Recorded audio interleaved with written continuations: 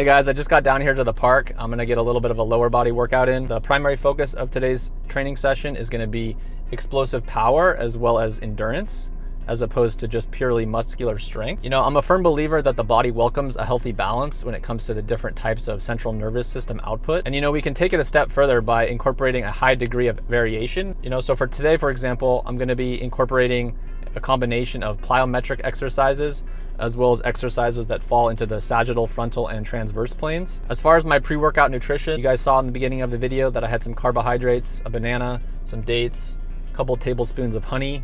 Also had some cottage cheese for the fats and a little bit of protein.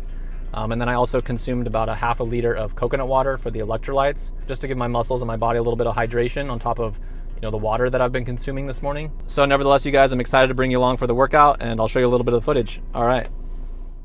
So as always, I spent 5 to 10 minutes warming up. Nothing overly fancy or complex here, just moving my body to the rhythm and tune of what feels best. The goal is to gradually wake up my joints and connective tissues in preparation for today's training.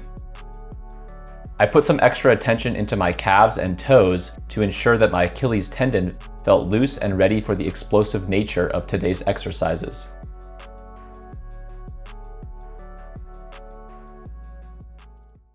Starting with explosive speed, I performed 5 50-meter sprints. Sprinting is one of the most fundamental human movements we can do. Unfortunately, after the age of 30, most people will never sprint again in their life. While I do think running and jogging have their own benefits, there's nothing quite like sprinting at max effort for a short distance. Putting nearly 100% of your energy into the ground as you propel yourself forward faster and faster is an adrenaline rush unlike any other movement. It's fast, fun, and fuels the physicality of what it means to be human. Next up, I performed 3x10 alternating single leg jump squats. The midair transition from one leg to the other forces a baseline threshold of power output in each rep, which makes it a great exercise to acclimate oneself to explosive unilateral leg movements. The third exercise I performed was 3x6 explosive ice skaters.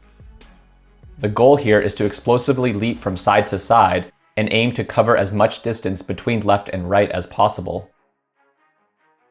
While you want to have your upper and lower body work in unison, the power should primarily be derived from the leg that's pushing into the ground, without relying too heavily on momentum from the upper torso. The coordination here with your upper body can be a bit tricky.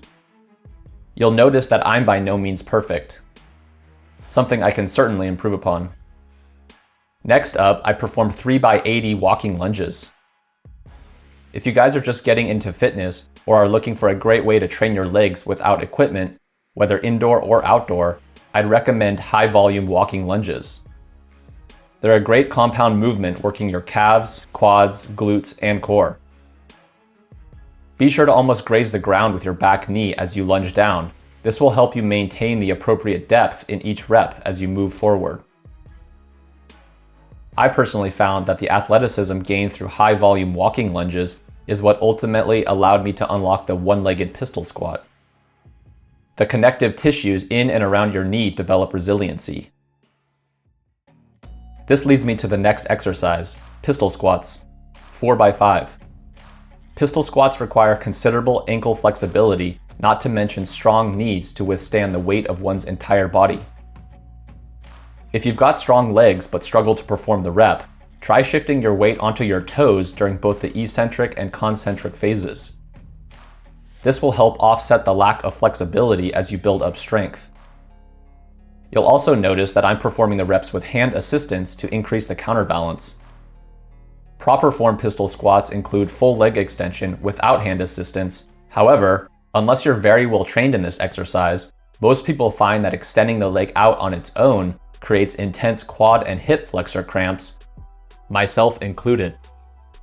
While I can extend my leg for several reps, I prefer to hold my foot, as at this stage my personal goal isn't to develop a perfect pistol squat, but rather more comfortably accumulate single leg squatting volume. Undoubtedly, this is something I will reevaluate over time. Next up, I performed 4x6 weighted kettlebell Cossack squats. Cossack squats are unique in that they not only demand hip, ankle, and hamstring flexibility, but they also utilize the glutes, specifically the glute medius, in a way that traditional sagittal plane squats often neglect. If you're having trouble with these, try using a weight like I am here as a counterbalance. As your arms extend the weight out in front of you, drive your knee out over your bottom foot while pushing your hips back to create the necessary space to lower yourself all the way down. If that feels impossible, you'll likely need to spend some additional time working on the flexibility of these various regions independently. The last exercise in today's training was 4x6 weighted overhead kettlebell rotational squats. Pre-loading overhead, followed by downward rotational stability into a squat, creates a unique stimulus, one that develops singular communication amongst differing planes of motion and between often opposing areas of strength. While squatting with weight overhead is commonplace, incorporating vertical rotation exposes weak links in our ability to be functionally athletic. Overhead rotational squats require strength, stability, and mobility. Give it a go, it's a great movement. That's it for today's lower body dominant workout. It was a fun combination of explosive power, coordination, endurance, and mobility. Thanks for watching, you guys. If you're not already subscribed, I'd appreciate it as it will help the channel grow. As always, take care.